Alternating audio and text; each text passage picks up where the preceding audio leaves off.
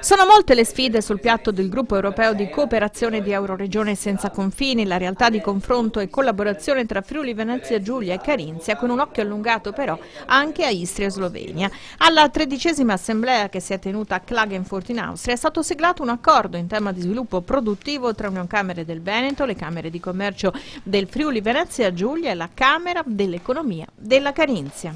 Oggi proprio abbiamo parlato delle prospettive, soprattutto sul 2019, che riguardano ovviamente collaborazioni dal punto di vista dei trasporti, della logistica, della formazione, culturali, del turismo, quindi dell'economia.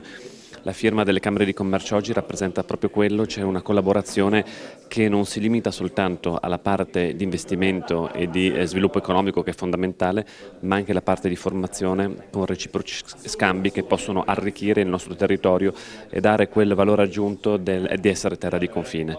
Non solo, abbiamo anche inserito, proprio su richiesta di Regione Friuli Venezia Giulia, un progetto particolare che dovrà riguardare l'affronto al problema della denatalità. Questo ovviamente è uno dei problemi che attanagliano l'Occidente, l'Europa, l'Italia ed anche i nostri territori.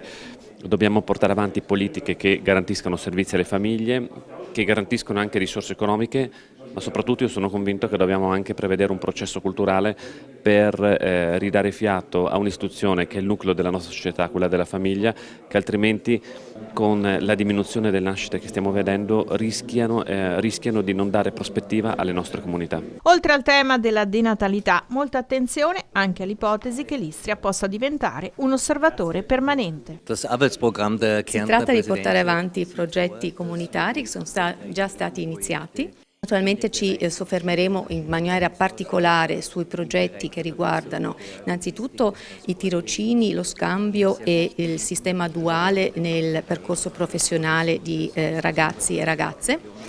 Poi abbiamo affrontato la tematica del turismo con un turismo slow e green che comprende anche le zone di montagna, ma anche il comparto logistico dei trasporti è un punto cardinale che porteremo avanti. A questo si aggiungeranno anche dei progetti particolari che riguardano per esempio un gruppo di lavoro che verrà instaurato per combattere la denatalità nelle nostre regioni.